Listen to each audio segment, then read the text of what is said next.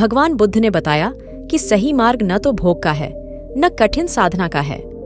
एक बार गौतम बुद्ध ने देखा कि सामने से भेड़ बकरियों का एक झुंड निकल रहा है। चरवाहा इस झुंड को कठिनता से घेर रहा था।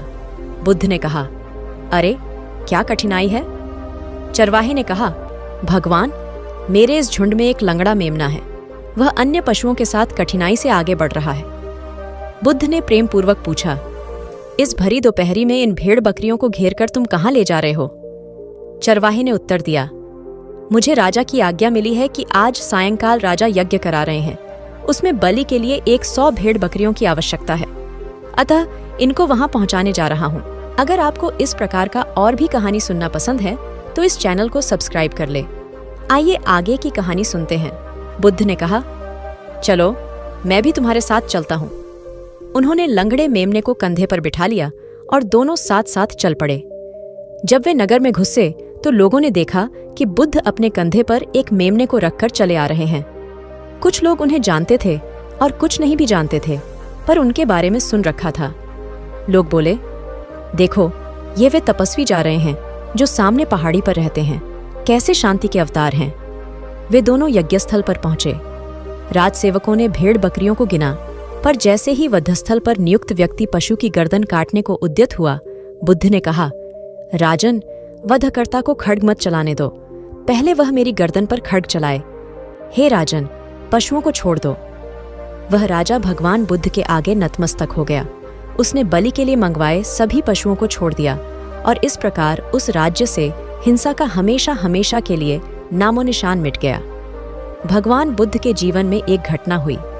वे चचेरे भाई देवदत्त के साथ बगीचे में घूम रहे थे। उन्हें एक हंस उड़ता हुआ दिखा। तभी देवदत्त ने अपने एक बाण से निशाना साधा और हंस लहूलुहान हो जमीन पर आ गिरा। बुद्ध ने दौड़कर हंस को उठा लिया, बाण निकालकर उसकी मरहम पट्टी की। बुद्ध घायल हंस की सेवा कर रहे थे। देवदत्त आया और हंस पर अपना अधिकार जताने लगा। बुद्ध के मना कर देने पर विवाद हुआ और दोनों राजा शुद्धोधन के पास पहुंचे। उन्होंने दोनों की बातें सुनी और निर्णय दिया, प्राण लेने वाले से प्राण बचाने वाला बड़ा होता है, इसलिए हंस पर बुद्ध का ही अधिकार है। मानव समाज को शांति की ओर बढ़ाना पड़ेगा। व्यर्थ के तर्कों से बाहर निकलने में ही उसकी भलाई है।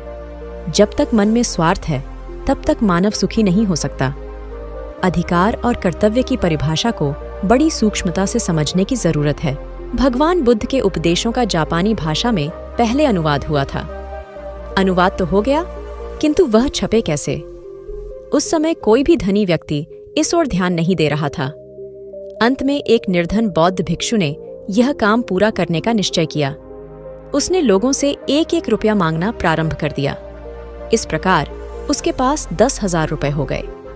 ग्रंथ छपने के लिए इतना ही धन चाहिए था। अचानक जापान के उस प्रदेश में अकाल पड़ गया। मनुष्य और पशु पक्षी अनाज के लिए व्याकुल होकर भटकने लगे। उस भिक्षु ने 10,000 रुपए अकाल पीड़ितों की सेवा में लगा दिया। अनेक लोगों ने कहा, ये तुमने क्या किया?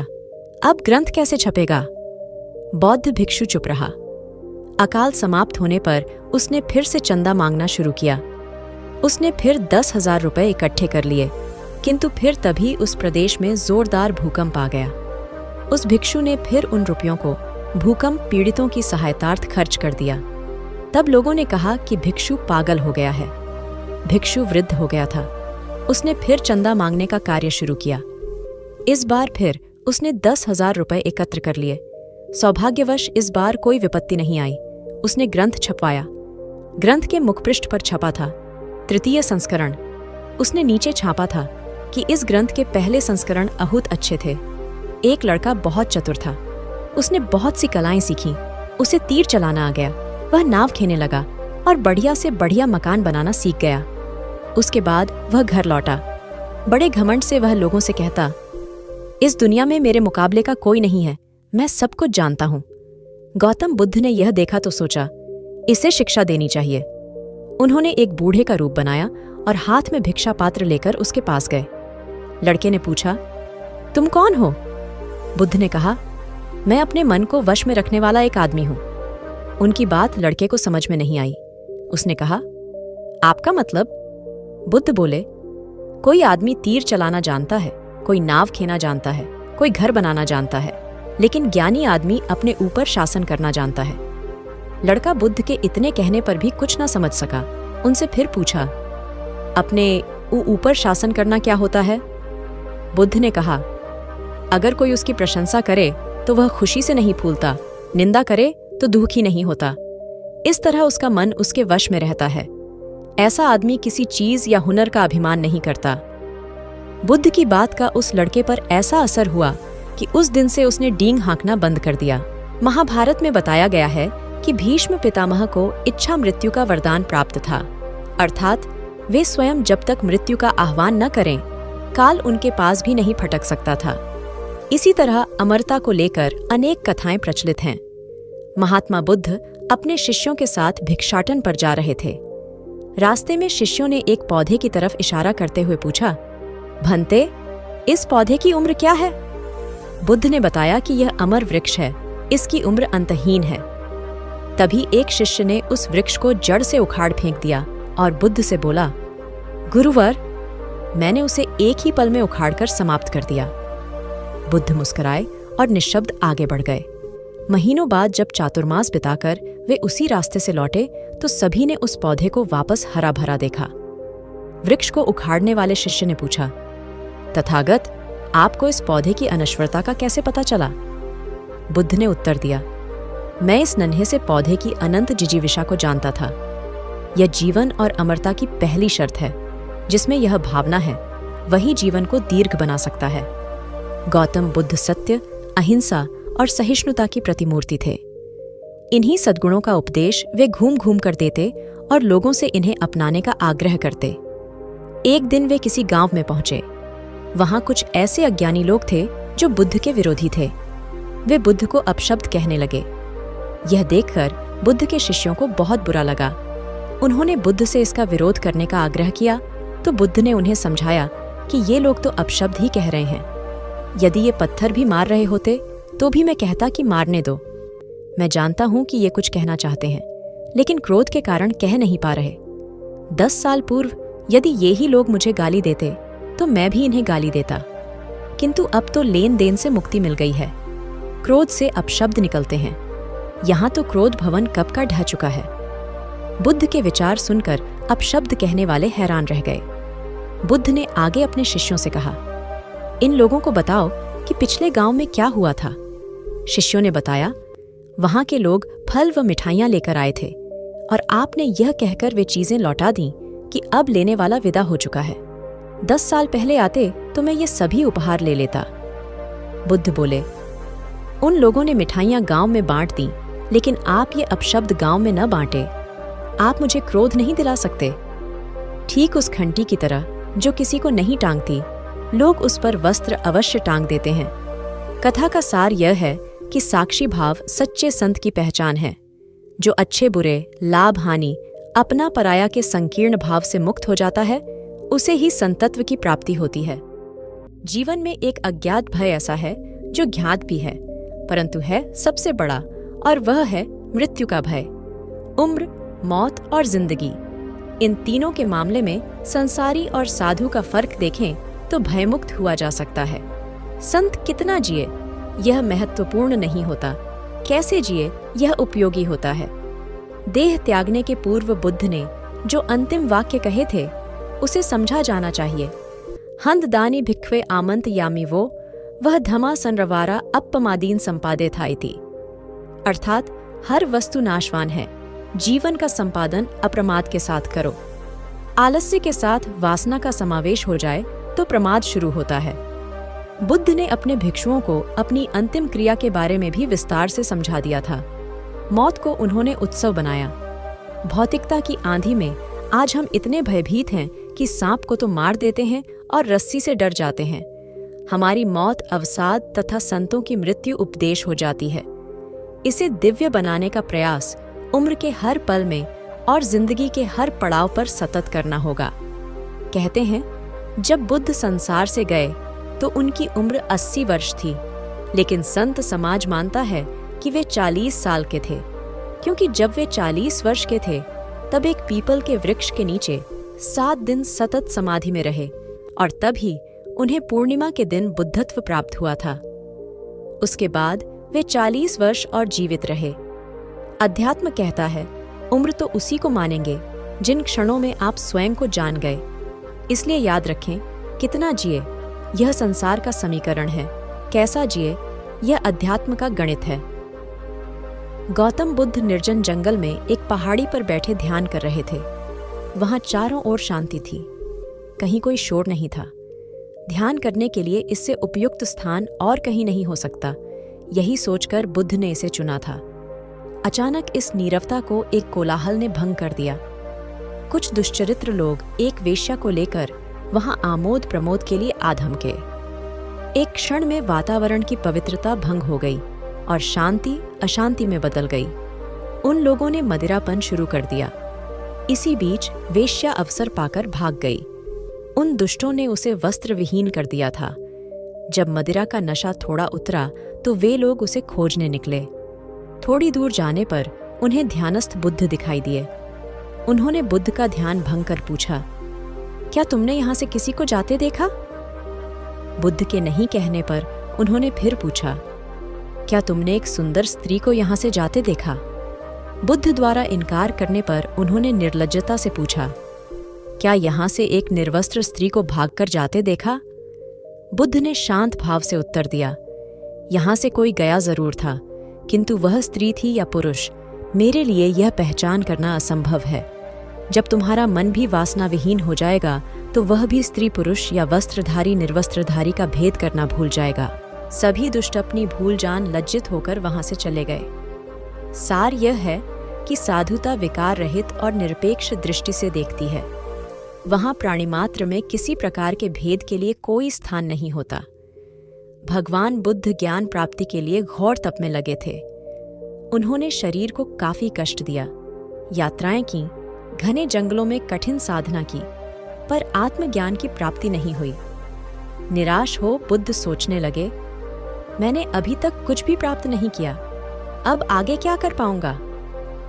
निराशा, अविश्वास के इन नकारात्मक भावों ने उन्हें क्षुब्ध कर दिया। कुछ ही क्षणों के बाद उन्हें प्यास लगी। वे थोड़ी दूर स्थित एक झील तक पहुंचे। वहां उन्होंने एक दृश्य देखा कि एक नन्ही सी गिलहरी के 2 बच्चे झील में डूब गए।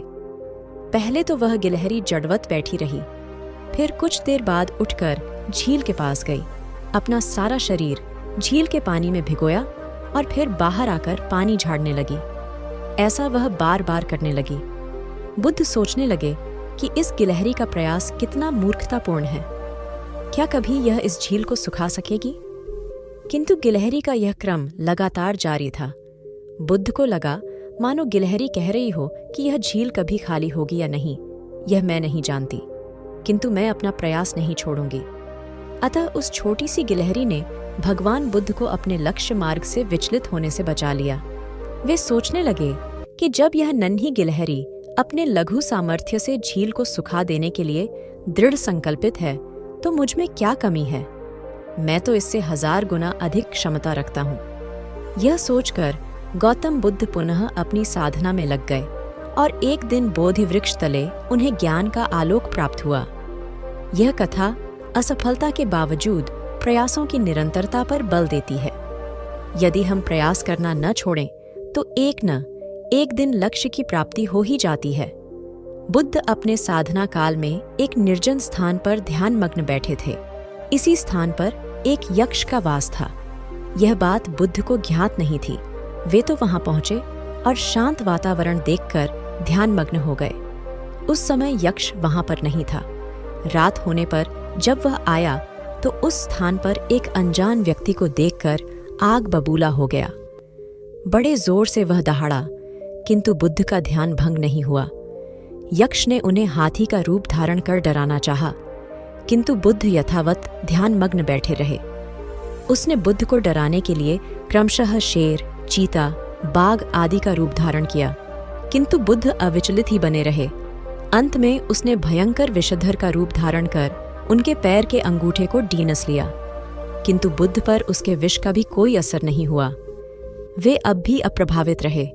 विषधर उनके शरीर पर चढ़ गया और उनके गले से लिपटकर उन्हें जोरों से काट लिया। लेकिन इतने प्रयासों के बावजूद भी बुद्ध की साधना को भंग नहीं कर पाया। थक हार कर नीचे उतर आया और उनसे कुछ कदमों की दूरी पर लेटकर अपनी थकान उतारने लगा। ध्यान पूर्ण होने पर बुद्ध ने उसकी तरफ देखा और उसे बहुत स्नेह से दुलारा। उनका निश्चल प्रेम देखकर सर्प का विष अमृत बन गया और यक्ष ने श्रद्धापूर्वक बुद्ध को नमन किया। कहानी का सार यह है कि मन की कलुषता पर एकाग्रता, स्नेह और संभाव से ही विजय प्राप्त की जा सकती है। बौद्ध भिक्षु बोधिधर्म भ्रमण करते हुए एक गांव में पहुंचे। लोग उनका बहुत आदर करते थे। बोधिधर्म व उनके शिष्यों का ग्रामीणों ने हार्दिक सत्कार किया और फिर उनके पवित्र वचनों को सुनने के लिए उनके आसपास एकत्रित हो गए। बोधिधर्म लोगों को धर्म और आचरण विषयक अच्छी बातें सरल भाषा में समझाने लगे। तभी वहां एक व्यक्ति आया और बोधिधर्म को अपशब्द कहने लगा। उपस्थित जनसमूह ने उसे रोकने का बहुत प्रयास किया, किंतु वह नहीं माना तथा अनवरत बोधिधर्म को बुरा भला कहता रहा। लोगों ने कहा कि महाराज, यह व्यक्ति कितना उदंड है, निरर्थक ही आपको अपशब्द कह रहा है। बोधिधर्म उस व्यक्ति के इस आचरण पर कदापि क्रोधित नहीं हुए और लोगों से बोले कि यह भविष्य में मेरा सबसे बड़ा भक्त बनने वाला है। लोगों ने पूछा कि कैसे? बोधिधर्म ने उत्तर दिया, कोई कुम्हार के यहाँ घड़ा लेने जाता है तो घड़े को बजाकर देखा जाता है कि वह फूटा हुआ तो नहीं है। जब 1-2 रुपए के घड़े की कोई इतनी परख कर सकता है तो भला जिसे गुरु मानना है उसे 10-20 गालियां दिए बगैर कैसे पहचानेगा? पहले वह परीक्षा लेगा कि गुरु में धैर्य, आक्रोश व समता भाव कितना है। यह जानने के बाद ही तो वह गुरु को स्वीकारेगा। इसलिए यह व्यक्ति मुझे निरर्थक ही अपशब्द नहीं कह रहा है। और आगे चलकर वास्तव में वह व्यक्ति बोधिधर्म का सबसे बड़ा भक्त बना। किसी को शिक्षा देने से पूर्व स्वयं का आचरण भी तदनुरूप होना चाहिए, तभी गुरु का महान पद मिलता है। वस्तुतः गुरु की गुरुता तभी स्वीकारी जाती है जबकि उसमें सदाचरण के सभी लक्षण मौजूद हों। श्रावस्ती के नगर सेठ मिगार काफी संपन्न थे। घर में पुत्र और पुत्रवधू विशाखा थे। एक दिन मिगार भोजन कर रहे थे। विशाखा उन्हें पंखा झल रही थी। उसी समय एक बौद्ध भिक्षु भिक्षा मांगने आया। विशाखा ने सोचा कि ससुर आज्ञा दें तो वह उठकर भिक्षु के लिए कुछ लाए, किंतु मिगार ने भिक्षु की पुकार अनसुनी कर दी। वे चुपचाप भोजन करते रहे। भिक्षु ने जब फिर पुकारा तो विशाखा बोली, आर्य, मेरे ससुर बासी अन्न खा रहे हैं, अतः आप अन्यत्र पधारें। यह सुनते ही मिगार की आंखें क्रोध से लाल हो गईं। वे तत्काल भोजन छोड़कर उठ खड़े हुए और विशाखा से बोले, तूने मेरा अपमान किया है, मेरे घर से अभी निकल जा। विशाखा ने नम्र स्वर में कहा, मेरे विवाह के समय आपने मेरे पिता को वचन दिया था कि मुझसे कोई भूल हो जाने पर आप 8 सद्गृहस्थों से उसके विषय में निर्णय कराएंगे और तब मुझे दंड देंगे। नगर सेठ ने तत्काल 8 प्रतिष्ठित व्यक्तियों को बुलवाया। विशाखा ने उनके समक्ष पूरी बात बताकर कहा, मनुष्य को अपने पूर्व जन्म के पुण्यों के फल से ही संपत्ति मिलती है। मेरे श्वसुर को जो संपत्ति मिली है वह भी उनके पहले के पुण्यों का फल है। इन्होंने अब नवीन पुण्य करना बंद कर दिया। इसी कारण मैंने कहा कि ये बासी अन्न खा रहे हैं। यह सुनकर पंचों को निर्णय नहीं देना पड़ा। नगर सेठ ने ही लज्जित होकर विशाखा से क्षमा मांग ली। सार यह है कि अस्व के साथ पर की भी चिंता करना एक सच्चे सद्गृहस्थ का लक्षण है और यही परहित चिंतन हमें यश और पुण्य का भागी बनाता है। महात्मा गौतम बुद्ध के श्रावस्ती में प्रवचन चल रहे थे। प्रवचन में नित्य ही बड़ी संख्या में लोग आते और विविध महत्वपूर्ण व गंभीर विषयों पर बुद्ध से ज्ञान ग्रहण करते।